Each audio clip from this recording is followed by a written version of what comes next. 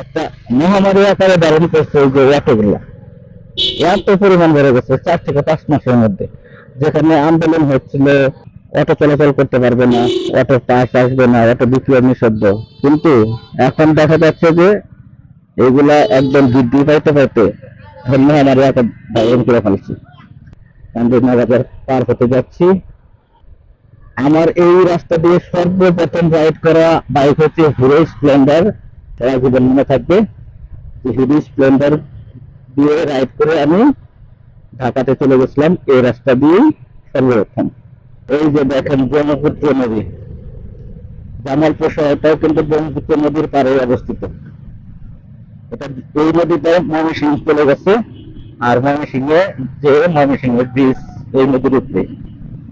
এটা কিন্তু ভারতের আসাম থেকে উৎপত্তি হয়ে এই যে আমাদের জামালপুরের পাশ দিয়ে গাইবান্ধার হয়ে ওখানে ব্রহ্মপুত্র নদ হয়ে প্রবেশ করে তারপরে এই দিক দিয়ে বাইরে হয়ে চলে গেছে। এখানে তো অনেক কাশবন দেখা যাচ্ছে। এটা হচ্ছে শরীফপুর বাজার। এখান থেকে জামালপুর আর মাত্র 6 কিলো আছে। সেই একটা মসজিদ। তো আমি জামালপুরের মধ্যে প্রবেশ করে ফেলেছি। এই যে এখান থেকে আমার হচ্ছে 2 কিলোমিটার। আর সামনে যে ব্রিজটা দেখতে পাচ্ছেন এই ব্রহ্মপুত্র ব্রিজ, এটা চলে গেছে শেরপুর শহরে। এটা হচ্ছে জামালপুর শহর।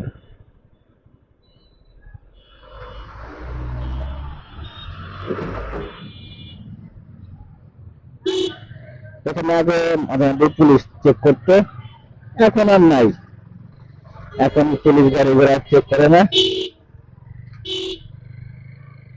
আপনি যদি ব্রিজের উপরে উঠতে চান তাহলে যে এই বামের রাস্তা দিয়ে যেতে হবে, যে তারপরে সামনে দিয়ে ওই রাস্তাতে উঠে পড়বেন এবং শেরপুর চলে যাবেন। আর শেরপুর থেকে আসলে জামালপুর হয়ে এই রাস্তা দিয়েই প্রবেশ করতে হবে। আর এটার নাম হচ্ছে বানিয়া বাজার জামালপুর। আমি ডাইরেক্ট বেরিবাতে চলে যাব জামালপুর যশপুরের ওদিকে, নদীর পার হয়ে। শহরের মধ্যে গেলে জ্যাম ট্যাম করবে, আমি শহরতে গেলাম না। এই যে ব্রহ্মপুত্র নদীর পার, এই যে শেরপুর ব্রিজ, আর এটা হচ্ছে ব্রহ্মপুত্র নদী। দেখেন সিনারিটা কত সুন্দর। এগুলা ভালো উৎপাদন করে মনে হয়। এটা হচ্ছে জামালপুর বেরিবাদ রোড। একদম ব্রিজ কাছ থেকে শুরু করে জসকোটের সামনে পর্যন্ত এই বেরিবাদ রাস্তাটা চলে গেছে। তো এই রাস্তাটা ফাঁকা আছে, তাতে 2-1টা রিক্সা এবং মোটরসাইকেল চলাচল করে। আর শহরের ভিতরে গেলে এখন জ্যামে পড়তাম। আমি এখন আছি জামালপুর বিআরটি অফিসের সামনে, এবং এখানেই জসকোট অবস্থিত।